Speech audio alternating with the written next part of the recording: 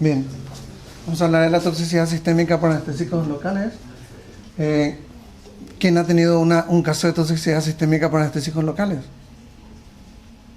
Hay que ser sincero, yo creo que más. Yo no, el cirujano pediatra.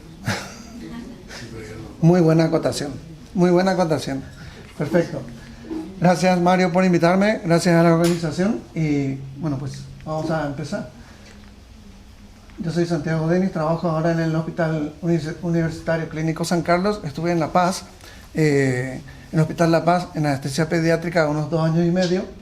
Y bueno, entonces adquirí un poquito de experiencia en anestesia pediátrica. Vale. Como introducción, la toxicidad sistémica es una complicación que puede ocurrir con todos los anestésicos locales, siempre potencial y por cualquier vía de administración. Puede presentarse como eventos graves y leves. La forma grave no te da tregua, ya viene como convulsiones, parada cardíaca y parada respiratoria. Es un evento crítico que hay que saber reconocerlo. Interfiere con el funcionamiento de todos los tejidos excitables y la incidencia está cambiando con el advenimiento de la ecografía. Estamos pasando a una incidencia de 0,27 por cada 1000 bloqueos nerviosos periféricos. ¿Qué significa esto? Más o menos 4 veces lo que es la hipertermia maligna. Si tenemos tantos protocolos de actuación para protocolos de hipertermia maligna, ¿por qué no vamos a tener un protocolo de actuación para esto? Bien, la primera publicación que dio cuenta de que la ecografía estaba ayudando a algo es una publicación australiana que ha dado cuenta de que estaba empezando a haber fuerte evidencia de que estaba disminuyendo la incidencia de toxicidad sistémica el uso de la ecografía.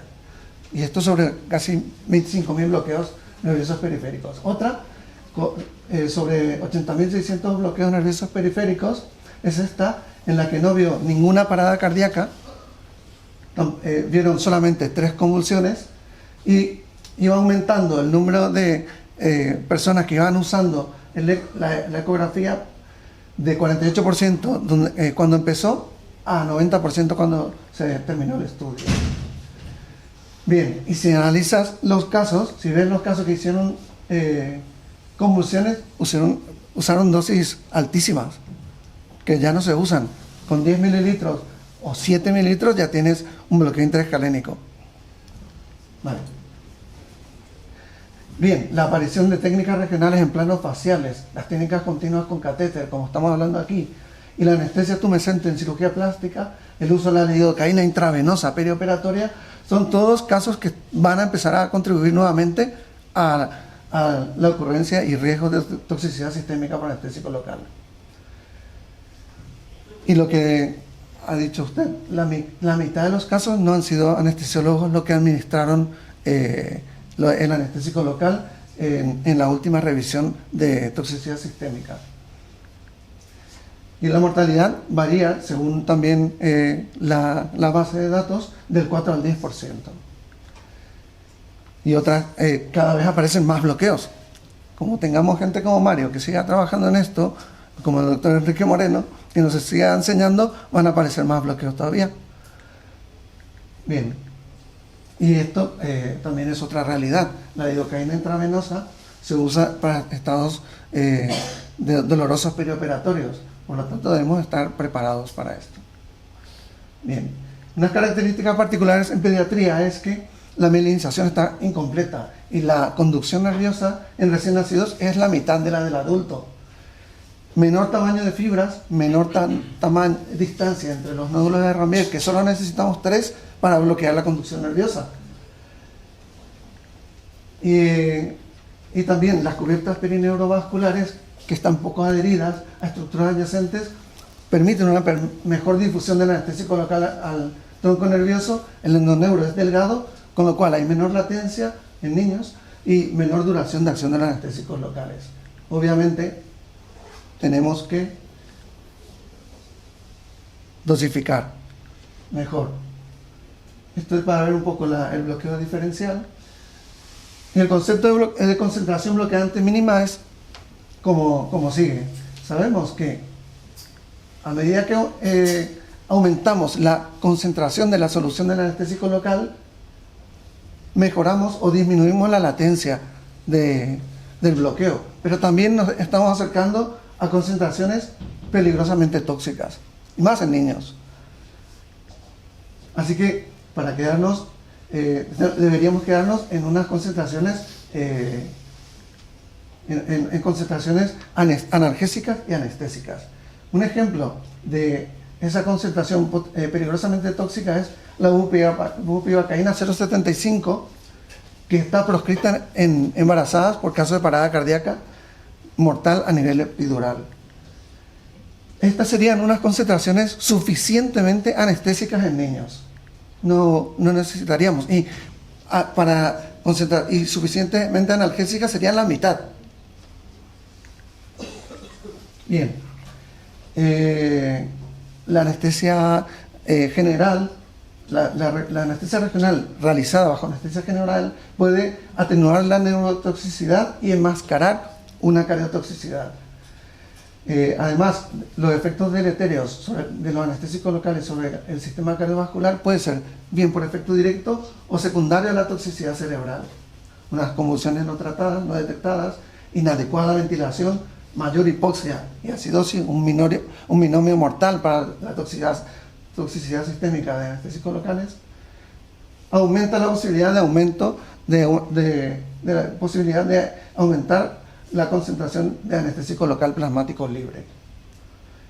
Y hay una concentración plasmática pico acelerada por justamente lo que hemos hablado, menor concentración de tejido adiposo epidural y mayor circulación hiperdinámica en relación al peso.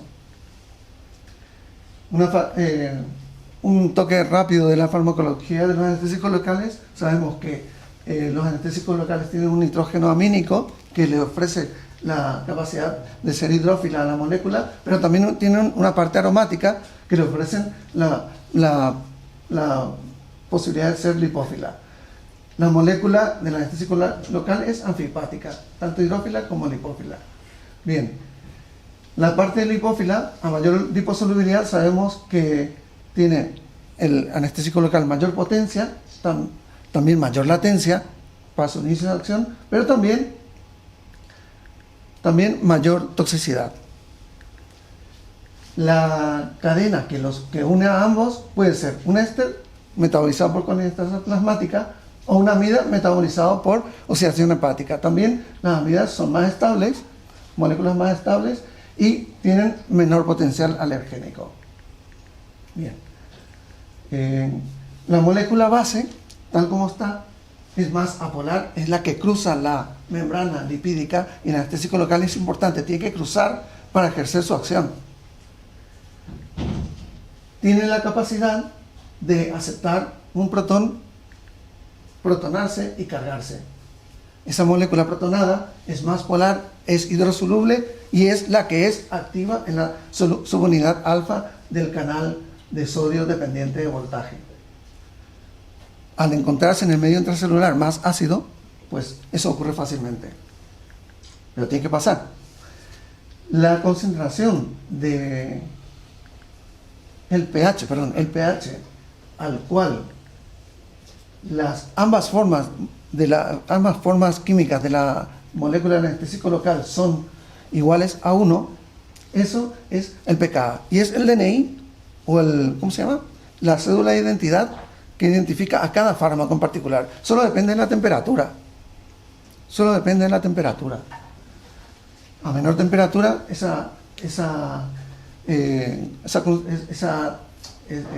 equilibrio se va desplazando hacia formas más básicas. Y cuanto más cercano esté el pKa al pH fisiológico, sabemos que hay menor latencia de inicio de acción para ese anestésico local, pero también hay mayor fenómeno de taquifilaxia. ¿Vale? Esta es la clasificación de ambas formas de anestésicos locales, amidas, y esta es la evolución según han ido apareciendo los anestésicos locales en la farmacopea.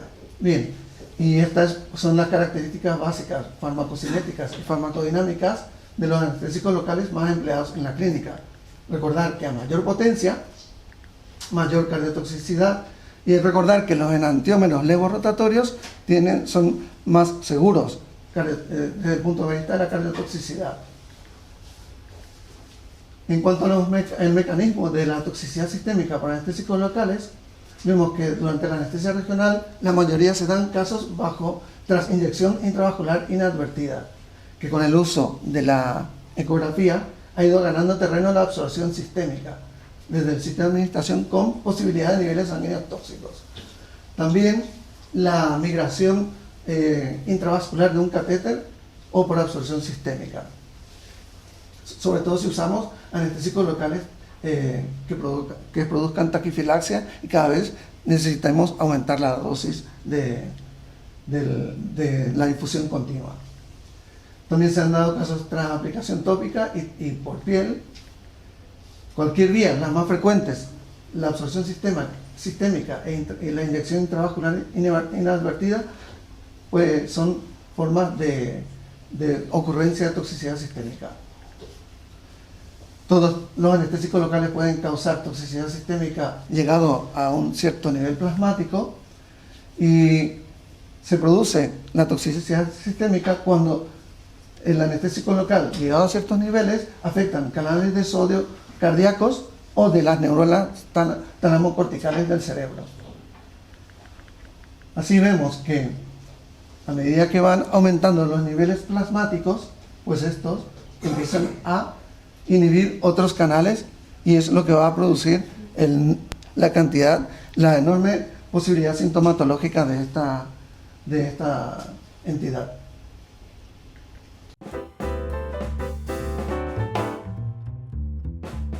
Si no quieres perderte los vídeos que subimos, suscríbete al canal. Y recuerda, para estar al tanto de los cursos de Ultra Dissection, consulta la programación en www.ultradissection.com. No te los pierdas. Y además, a medida que va aumentando la concentración intracelular, también se van inhibiendo otros procesos metabólicos celulares. Así sabemos que empiezan a inhibirse la contracción, el aporte de calcio intracelular desde depósitos intracelulares, y también la producción de energía. Entonces, así vemos que la bupivacaína a altas concentraciones intracelulares se convierte en un potente tóxico mitocondrial. Inhibe todos los procesos de la fosforilación oxidativa, inhibe el proceso de formación de la principal moneda energética celular. Bien, a nivel cardíaco, los anestésicos locales disminuyen todas las propiedades que hemos estudiado de la célula cardíaca, todas. En cuanto a los factores predisponentes, tenemos que las edades extremas de la vida, son factores predisponentes para la ocurrencia de toxicidad sistémica, y debemos de disminuir las dosis en un 15 al 20% en este grupo de edad. Algunas condiciones como la hipoalbuminemia pueden tener como consecuencia aumento del anestésico local plasmático libre. Otras condiciones como el embarazo a término son condiciones en las cuales hay que disminuir la dosis en un 20 a 30%, cualquier técnica anestésica regional.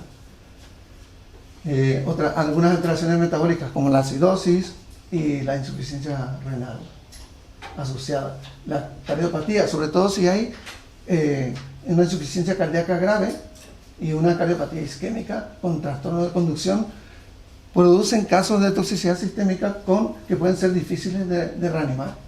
Está recomendado en estos utilizar anestésicos locales menos cardiotóxicos. En cuanto a estos también, recordar los que tienen cardiopatía congénita con shunt, en donde el pulmón puede actuar como un reservorio en esto no ocurre, y hay que disminuir las dosis en pacientes con cardiopatía congénita con shunt. Otro factor predisponente es el sitio de bloqueo. No es lo mismo 400 miligramos a nivel braquial que a nivel intercostal. En el primer caso se va a producir niveles de 3 microgramos por mililitro plasmático. En el segundo caso se va a producir unos niveles plasmáticos de 7 microgramos por mililitro, con un umbral tóxico ya. la mnemotecnia es Ice Block, ¿vale? I de intercostal, C de caudal, E de epidural y B de bloqueos nerviosos periféricos, comenzando con bloqueos del plexo braquial.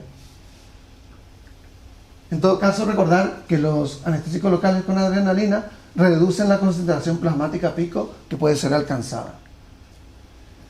En cuanto al resumen de estos factores que afectan la absorción sistémica, recordar que bupivacaína aquí es el más tóxico, ¿vale? Y el grado de vascularización tisular es el principal factor de absorción sistémica. En cuanto a la actividad preventiva, es la más importante de todo. Es lo más importante de todo para evitar casos de toxicidad sistémica. Así, es obligatorio una monitorización estándar, tener una vía intravenosa, tener un listado de verificaciones y verificar la disponibilidad de equipamiento de reanimación, fármacos vasoactivos y la emulsión lipídica al 20%. Una vigilancia cercana de las constantes vitales durante al menos 30 minutos tras haber administrado el anestésico local. Hay que individualizar la dosis, sobre todo en pacientes con factores de riesgo identificados, utilizar el peso ideal para el cálculo de dosis máxima, utilizar dosis test y sobre todo si esas dosis test se van a utilizar, si es un niño pequeño se puede utilizar en menor dosis.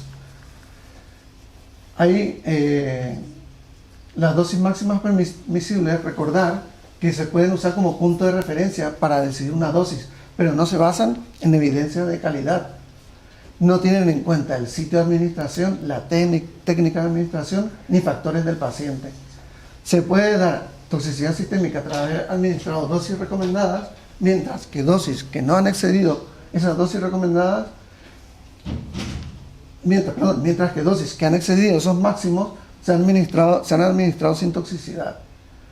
En todo caso, la dosis del anestésico local debe ser la más baja posible para la extensión y bloqueo deseados. En cuanto a la seguridad del anestésico local tipo amida, está la relación de dosis para producir cardiotoxicidad a dosis para producir neurotoxicidad. Es más seguro cuando un anestésico local nos avisa. ¿Y cuándo nos va a avisar? Cuando con bajas dosis puede producir neurotoxicidad. Entonces, esos síntomas precoces de afectación del sistema nervioso central nos permite la intervención para prevenir una parada cardíaca. Así, fármacos con alta relación de esta ratio dosis tóxica cardiovascular a sistema nervioso central son fármacos más seguros. Y seguimos con la elección del anestésico local. En la bupivacaína prácticamente no hay rango, no hay umbral entre la neurotoxicidad y cardiotoxicidad que puede causar. En cambio, para la lidocaína sí. Tener en cuenta entonces, además la lidocaína puede ser, cuando la lidocaína se usa en infusión intravenosa, nos manejamos en estos rangos, más o menos. Tener en cuenta que la levobupivacaína y la ropivacaína tienen propiedades vasoactivas, dosis dependientes, que pueden ralentizar la absorción sistémica. Recordar que los enantiómeros S son levemente menos cardiotóxicos. Y en cuanto a la bupivacaína liposomal, el pico de bupivacaína tras la dosis máxima recomendada, que es altísima, se mantiene muy por debajo de los umbrales tóxicos. Lo que sí recomienda el fabricante es no mezclar con otros anestésicos locales, porque puede causar liberación prematura de bupivacaína desde los liposomas. Hay que ceñirse a protocolos. Si se va a usar un catéter e infusión continua, hay que ceñirse a protocolos que utilicen correctamente estos fármacos. Y sobre todo, seguridad en la técnica de inyección, aspirando previamente a las inyecciones, haciendo una inyección lenta, incremental, con volúmenes pequeños, utilizar dosis test, aunque se sabe que hay factores de confusión,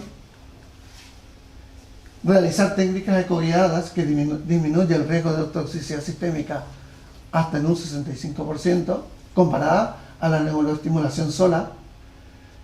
¿Por qué? Por varios mecanismos, porque disminuye la función vascular, ha disminuido el riesgo de función vascular en ese registro multicéntrico australiano, disminuyendo la incidencia de toxicidad sistémica por anestésicos locales. También permite la visualización de la dispersión del anestésico local como confirmación de inyección extravascular. Y disminuye también la dosis total del anestésico local, comparada con técnicas basadas en anatomía o neuroestimulación. En la anestesia pediátrica, la anestesia regional se realiza de forma rutinaria y segura bajo anestesia general. Y hemos visto que hasta es un factor de protección. El riesgo de toxicidad sistémica parece ser muy bajo cuando se realizan con técnicas de inyección segura.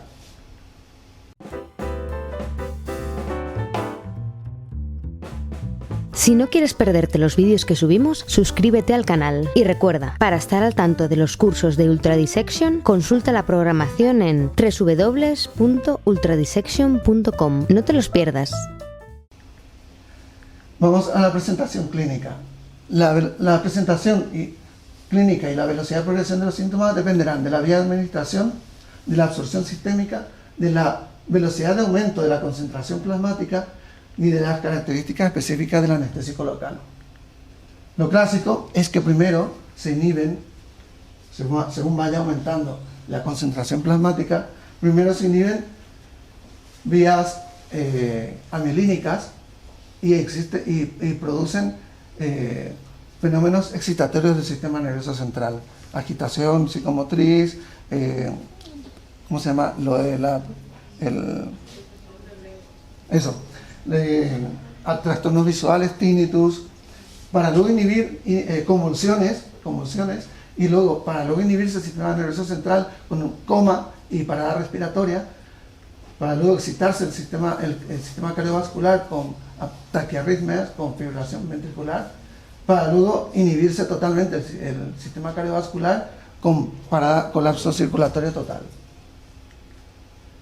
Entonces, hay que estar alerta a esos síntomas menores, ¿vale? Para poder actuar. La última revisión es de Marina Gitman sobre 47 casos de toxicidad sistémica por anestésicos locales. Llama la atención el bloqueo de pene como mayor frecuencia de producción de toxicidad sistémica. 53% de los casos eran niños y la mayor parte no eran anestesiólogos los que administraron el anestésico local. La bupivacaína fue el anestésico local más tóxico en 36% de los casos, y la presentación del inicio de los síntomas está cambiando de esta serie más antigua hasta esta serie más moderna. Vemos que 60% de esta serie más moderna ha tenido presentación más tardía. Esto es casi igual, siendo las convulsiones el síntoma más frecuente de presentación clínica, y entre los síntomas cardiovasculares, la arritmia y los trastornos de conducción lo más frecuente. Sobre todo en niños que se hacen técnicas regionales bajo anestesia general, estos síntomas no los vamos a tener presentes. Esos síntomas prodrómicos no. Vamos a tener que estar alertas a otros síntomas, como hipoxemia, fasciculaciones periorales, aumento del CO2, hipotensión arterial, aumento del QRS, rigidez, arritmias, que nos tienen que alertar de la toxicidad sistémica con anestésicos locales mientras estamos haciendo una técnica regional. En todo caso, la presentación es variable o atípica hasta en un 40% de los casos, y hay que sospecharla ante deterioro de las constantes fisiológicas durante o tras la administración del anestésico local. En cuanto al tratamiento de la toxicidad sistémica con anestésico local, debemos reconocer la situación de evento crítico. hay que tener una respuesta rápida, saber reconocer la crisis, pedir ayuda y al mismo tiempo ya la guía de la AHRA pide que se pida la difusión de lípidos al 20%, mantener la oxigenación y la ventilación, suprimir las convulsiones, soporte cardiovascular adecuado y adaptado, detener la inyección, pedir ayuda y el kit de toxicidad sistémica por anestésicos locales, controlar la ventilación para prevenir la hipoxia y la acidosis, ya que damos potencia en la toxicidad sistémica, y a medida que van aumentando la severidad de los síntomas, prepararse para aumentar los cuidados y pedir ayuda inmediatamente. Suprimir las convulsiones para disminuir el consumo de oxígeno y prevenir la hipoxia e hipercarbia con midazolam 0,1 miligramos por kilo. Organizar la derivación cardiopulmonar. No se está diciendo de que se instaure ya. Lo importante es seguir con la reanimación cardiopulmonar avanzada. ¿Por qué? Porque un ECMO con indicación de soporte circulatorio puede ser una alternativa y puede salvar la vida de ese paciente. Está indicado si falla el soporte vital cardíaco avanzado y la terapia rescate con emulsión lipídica. El tratamiento de las arritmias y el soporte cardiovascular avanzado es diferente de la de otros escenarios de soporte de parada cardíaca. Puede requerir un esfuerzo prolongado. El objetivo es que las compresiones torácicas sean de alta calidad, porque hay que perfundir las arterias coronarias y hacer circular la emulsión lipídica. La RCP debe ser, por tanto, de alta calidad. Y en cuanto a las modificaciones principales son estas. El antiarrítmico de elección es la amiodarona. Obviamente hay que evitar la lidocaína, hay que evitar bloqueantes de canales de cálcico y beta bloqueantes, hay que evitar la vasopresina porque ha empeorado en casos de modelo animal, y hay que utilizar dosis bajas de adrenalina, menores o iguales a 1 microgramo kilo.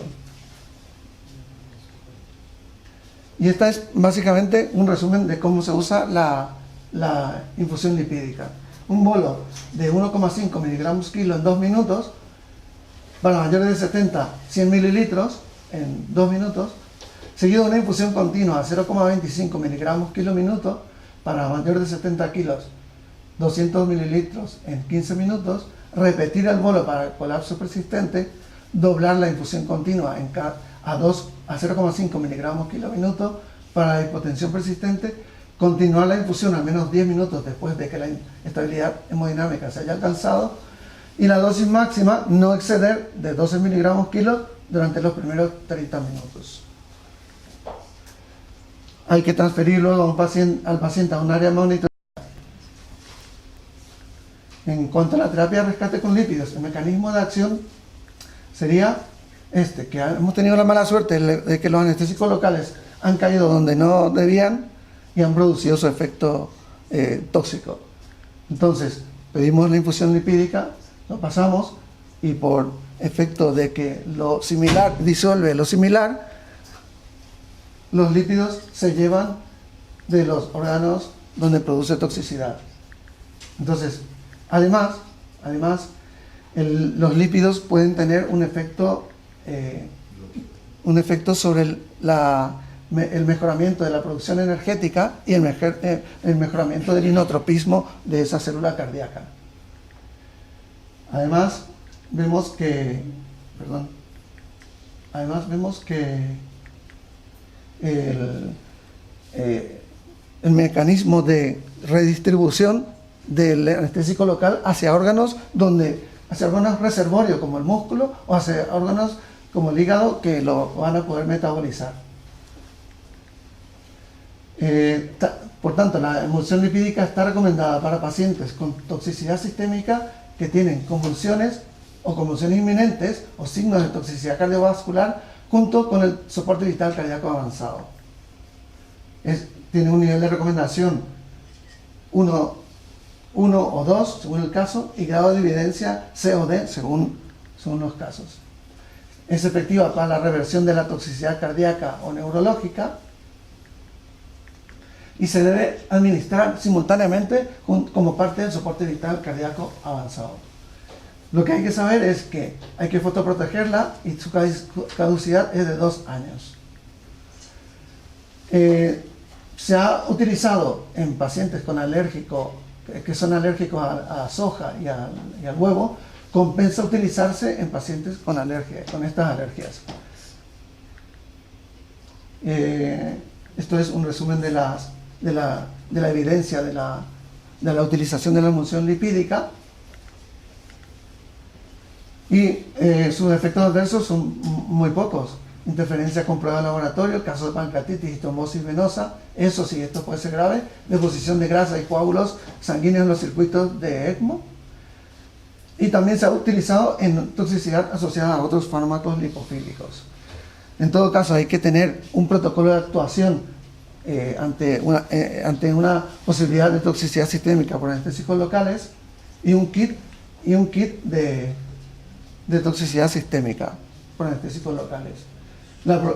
La propuesta es la que les he dejado a vosotros de actuación, que tiene una primera página de actitudes preventivas y otra segunda página que está en colores de cómo reconocerlo, factores de riesgo, los síntomas prodrómicos y qué hacer. Básicamente qué hacer. Bien, como conclusión, esta entidad es una posibilidad de evento crítico cuando estamos utilizando un anestésico local por cualquier tipo de técnica o vía de administración y debe ser considerada ante toda situación que amenace la vida de nuestro paciente. Cualquier personal sanitario que utilice un anestésico local debe estar abierto a esta posibilidad y debe tener disponibles 1 litro de emulsión lipídica al 20% y un protocolo de actuación. Y como estáis saliendo de este curso, seguro que tras haber aprendido tanto, saldréis del curso con ganas de pincharlo todo.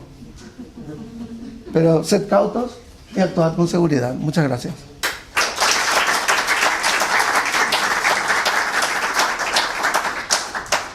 Tenía algunos casos clínicos, pero no sé si habría tiempo para algún caso clínico. Tenemos que pasar ya a los peques. Ahora va a haber una rotación más, una rotación con peques, después salimos a comer y ya el resto es la rotación, ¿vale?